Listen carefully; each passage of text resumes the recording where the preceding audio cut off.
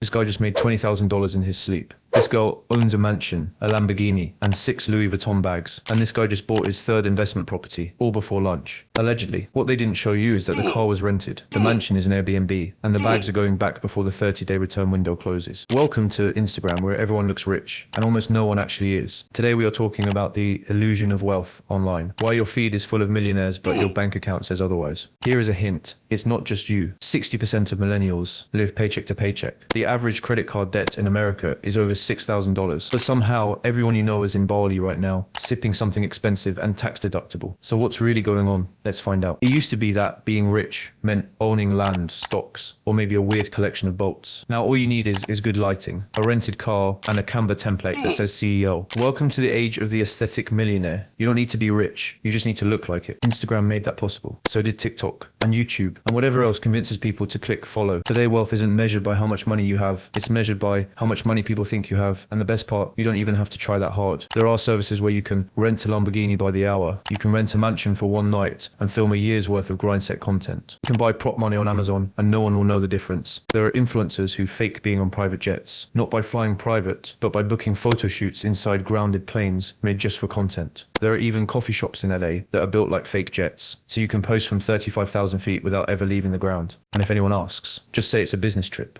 Meanwhile, behind the scenes, many of these influencers are deep in debt. Some are living at home, some have less than $100 in their bank accounts. But online they are killing it. At least, that's how it looks. Because on social media, reality doesn't matter, just the image. And if the image is rich, the likes will follow, even if your credit score doesn't. So, how do people afford the luxury lifestyle? Most of the time they don't. They fake it, they finance it, or they go broke trying to keep up with it. Let's talk about the cost of looking rich. You can rent a Lamborghini for $200 an hour. You can lease designer outfits. You can pay monthly for luxury watches. There are entire businesses built around helping people look wealthy. But it's not real wealth, it's debt. Some influencers fly first class, then spend the rest of the month eating instant noodles. Some live in expensive apartments but can't afford furniture. Some post pictures at expensive restaurants, then skip meals the next day to make up for it. Behind every luxury post is a list of payments, a credit card balance, or a loan they hope no one finds out about. This is the economy of image, where being broke is fine, as long as no one can see it. And that's the trap. You see someone online with expensive clothes, a luxury car, a designer bag, and you think they made it. But a lot of them are just one bad month away from losing it all. They are not building wealth, they are building appearances, and they are paying for it, one interest charge at a time. Now let's talk about the flex score. It's simple. Take the number of designer items you wear and divide it by your actual bank balance. If your flex score is higher than your credit score, you might be in trouble. Because here's the truth. Looking rich is expensive. Keeping up with fake wealth is exhausting. And trying to impress people who don't know you with money you don't have isn't success. It's financial self-destruction. But online, it still gets views, still gets likes, still gets followers. And for a lot of people, that's worth the cost. Now let's ask the real question. Why are so many people broke in the first place? It's not just bad spending, it's the system. Wages haven't kept up with inflation. Rent is through the roof. Groceries cost more than ever. And don't even ask about gas prices. For many people, just surviving is expensive.